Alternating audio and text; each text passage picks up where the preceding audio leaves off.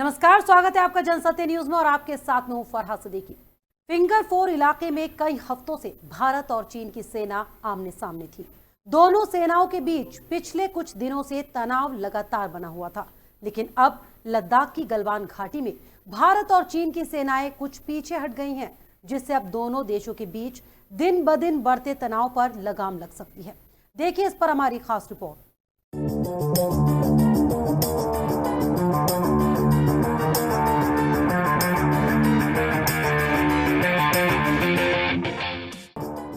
दो देशों की सेना आमने सामने। भारत और चीन के बीच कई दिनों से जारी है सरहद पर तनाव, लेकिन अब लगता है कि गलवान घाटी के 4 फिंगर इलाके में भारत और चीनी सेनाओं के बीच के इस तनाव पर शायद विराम लग जाए, क्योंकि गलवान घाटी में भारत और चीन की सेनाएं कुछ पीछे हट गई हैं। खबरें ये हैं कि चीनी सेना 2 किलोमीटर तो भारतीय सेना अपनी जगह से 1 किलोमीटर पीछे हट गई है। इससे पहले फिंगर 4 इलाके में कई हफ्तों से दोनों देशों की सेना एक दूसरे के सामने डटी हुई थी। चीनी सेना लद्दाख के सीमाई क्षेत्र में अपना दम दिखाने की लगातार कोशिश कर रही थी, तो भारतीय सेना भी कहां पीछे रहने वाली थी। सो भारतीय सेना भी उसके सामने डट गई। दोनों तरफ से बातचीत भी हुई, लेकिन गतिरोध खत्म नहीं हो पाया। अब एक बार फिर दोनों मुल्कों की सेना बातचीत करने की तैयारी में है। इसके लिए 6 जून की तारीख मुकर्रर की गई है। इस मीटिंग में दोनों सेनाओं के लेफ्टिनेंट जनरल रैंक के अधिकारी हिस्सा लेंगे। इस मीटिंग को भारत की तरफ से लेह स्थित 14 कॉर्प कमांडर का डेलीगेशन लीड करेगा। यहाँ पैंगोंग इलाका सबसे ज्यादा विवादों में रहा है, तो ऐसे में इस बैठक में पैंगोंग पर ही ज्यादा फोकस रहने की उम्मीद है। माना ये भी जा रहा है कि शायद अब इस पर दोनों देश कुछ सकारात्मक बातचीत कर सकते हैं।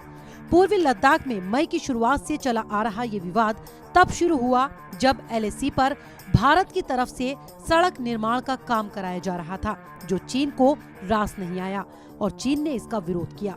फिर 5 मई को पैंगोंग लेक पर दोनों देशों के सैनिक भिड़ गए। इस झड़प में कुछ जवान घायल भी हुए। इसके बाद ही चीन ने इलाके में सक्रियता बढ़ा दी और वहीं अपने सैनिकों की तैनाती के साथ ही तंबू भी लगा दिए। लेकिन LAC पर चीन की इस हरकत पर भारतीय सेना भी कहां चुप बैठने वाली थी, लिहाजा भारत ने भी इसका माकूल जवाब दिया और वो भी वहीं डट गए।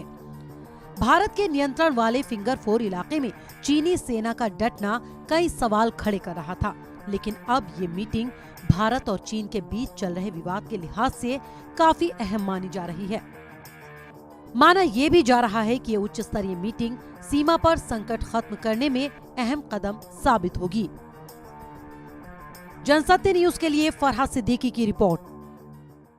लद्दाख में दोनों देशों की सेनाओं में तनाव कम होने के संकेत पहले ही दिखाई देने लगे थे, क्योंकि दोनों तरफ से सैनिकों ने अपनी तैनाती में आक्रामकता कम कर ली है। वहीं 6 जून को दोनों देशों के बीच कोर कमांडर स्तर की बैठक भी होने वाली है, लेकिन ऐसा नहीं है कि ये कोई पहली बैठक है।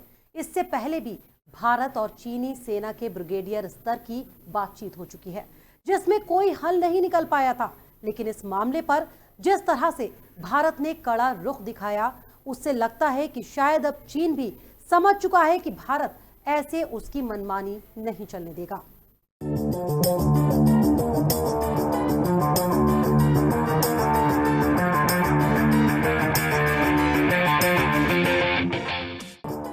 करीब 1 महीने पहले 5 और 6 मई को दोनों देशों के सैनिकों के बीच हुई झड़प।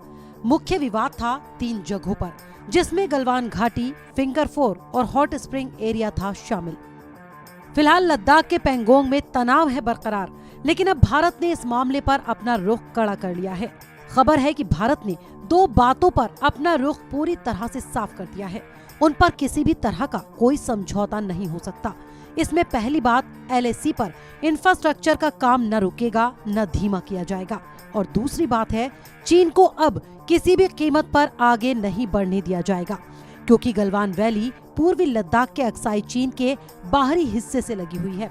गलवान नदी काराकोरम के पूर्वी हिस्से से निकलकर अक्साई चीन के मैदानों में बहती है और फिर श्योक से मिलती है।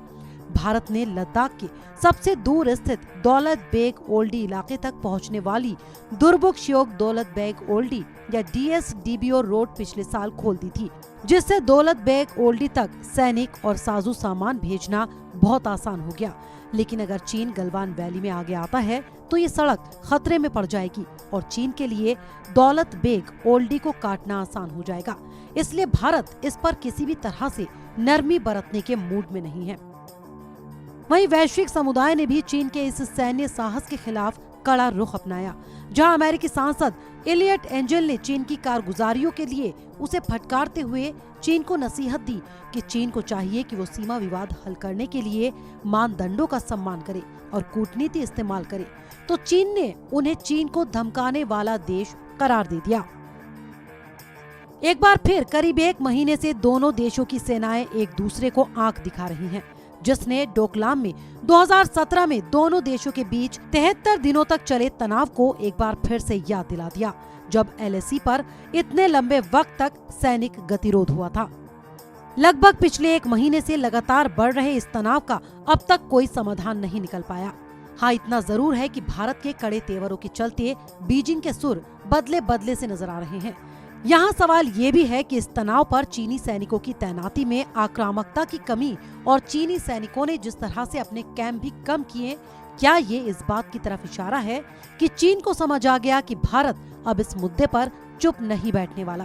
क्या चीन समझ चुका है कि उसकी नई चाल भारत के सामने नहीं चलने वाली? जनसत्य न्यूज के लिए फरहाद सिद्दीकी की रिपोर्ट। पिछले कुछ समय से भारत और चीन के बीच सीमा पर तनाव लगातार बना हुआ है। दोनों देशों की सेनाएं सीमा पर पूरी मुस्तैदी से जुटी रहीं। हालांकि अमेरिका ने चीन को सलाह भी दी कि वो ताकत के बजाय कूटनीति से काम ले, तो भारत ने भी साफ कर दिया कि वो झुकेगा नहीं और चीन से बातचीत लगातार जारी है। ऐसे में ये समझना बहुत जरूरी है कि भारत और चीन के बीच सीमा विवाद आखिर क्या है, वास्तविक नियंत्रण रेखा यानी LAC क्या है और दोनों के बीच असहमति कहाँ है। चलिए आपको बताते हैं अपने इस रिपोर्ट के जरिए।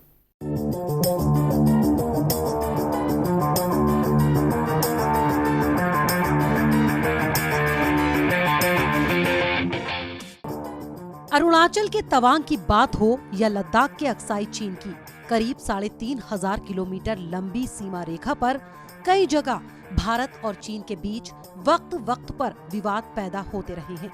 आइए आपको बताते हैं इसका इतिहास क्या कहता है और दोनों देशों का इस पर नजरिया क्या रहा। सबसे पहले आपको बताते हैं कि क्या है line of actual control. 3,488 kilometre लंबी इस रेखा के दोनों तरफ लगभग भारत और चीन के नियंत्रण वाले इलाके हैं।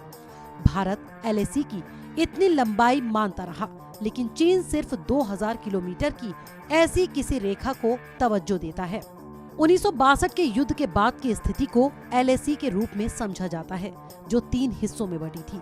अरुणाचल और सिक्किम वाला पूर्वी हिस्सा, उत्तराखंड और हिमाचल वाला मध्य भाग और लद्दाख वाला पश्चिमी भाग। अब आपको बताते हैं कि कहां है भारत चीन की असहमति।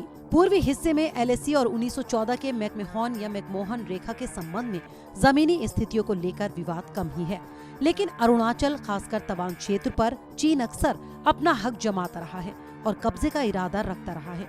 इसी तरह बाराहोती मैदानों के भूभाग को लेकर LAC के मध्य भाग में विवाद की स्थिति हमेशा बनी रही।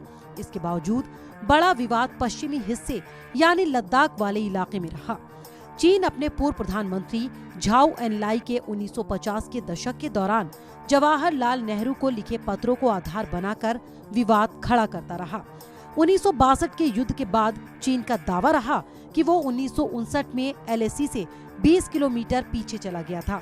2017 में डोकलाम विवाद के समय भी चीन ने भारत के सामने यही दलील रखते हुए 1959 की LAC स्थिति बहाल रखने पर जोर दिया। चलिए आपको ये भी बताते हैं कि भारत ने LAC कब मंजूर की। साल 1991 में जब चीनी प्रधानमंत्री ली पेंग भारत दौरे पर आए, तब उन्होंने पूर्व प्रधानमंत्री VP नरसिम्हा राव के साथ LAC को लेकर बातचीत की थी। श्याम सरन ने अपनी किताब इंडिया सीज द वर्ल्ड में लिखा है कि राव और पेंग इस पर सहमत हुए कि सीमाओं पर शांति रहे। इसके बाद 1993 में जब राव ने बीजिंग यात्रा की, तब भारत ने औपचारिक तौर पर LAC के कॉन्सेप्ट को मंजूरी देते हुए सीमा पर शांति बरकरार रखने संबंधी एग्रीमेंट किया। इसमें ये ध्यान रखने की बात है कि इस समय भी यही तय हुआ कि 1962 की स्थिति ही LAC को तय कर रही थी, न कि 1959 की, जहां विवाद थे। उन जगहों को लेकर दोनों देश एक साझा वर्किंग ग्रुप के जरिए सीमा विवाद को हल करने के पक्ष में आए थे। आइए आपको इसका मतलब समझाते हैं। इसका मतलब LAC सीमा पर दावे की रेखा है। सर्वे ऑफ इंडिया द्वारा जारी नक्शे पर भारत की जो सीमा दिखती है, भारत ने उसी को अपने इलाके की रेखा कहा है, जिसमें अक्साई चीन और गिलगित बल्तिस्तान का क्षेत्र शामिल है। वहीं चीन के लिए ये दावे की रेखा रही है। चीन तवांग समेत पूरे अरुणाचल प्रदेश को दक्षिणी तिब्बत कहकर उस पर अपना दावा करता रहा है। एक और रिपोर्ट की माने तो साल 2017 में चीन के पूर्व विशेष प्रतिनिधि दाई बिंगो ने एक इंटरव्यू के दौरान कहा था कि अगर भारत तवांग क्षेत्र को चीन को सौंपने के लिए राजी होगा तो चीन अक्साई चीन में अपने कब्जे का हिस्सा भारत को दे देगा और भारत सीमा विवाद को सुलझाने के लिए किसी भी कीमत पर तवांग क्षेत्र को चीन को नहीं सौंपेगा, क्योंकि ये क्षेत्र भारत की पूर्ण संप्रभुता वाला क्षेत्र है। चीन पहले भी 3 बार सीमा विवाद को लेकर इस तरह के प्रस्ताव रख चुका है और भारत हर बार उन्हें ठुकराता रहा है। चलिए आपको ये भी बताते हैं कि क्यों तवांग पर चीन ललचाता रहा है। 1914 में ब्रिटिश भारत और तिब्बत के बीच जो समझौता हुआ था, उसके मुताबिक तवांग और दक्षिणी अरुणाचल भी भारत का हिस्सा था। लेकिन 1962 के युद्ध में चीनी सेना तवांग तक पहुंच गई थी। हालांकि परिस्थितियां अनुकूल न होने के कारण वहां से उस वक्त चीनी सेना को लौटना पड़ा। लेकिन भौगोलिक दृष्टि से तवांग की सामरिक स्थिति बेहद अहम है, इसलिए चीन की हमेशा से इस इलाके पर नजर रही है। आइए आपको बताते हैं कि लद्दाख में क्या विवाद है। ब्रिटिश राज के दौरान मैकमहोन लाइन तय हुई थी और तब अक्साई चीन लद्दाख का क्षेत्र माना गया था, जो जम्मू और कश्मीर की राजशाही की सीमा में रहा।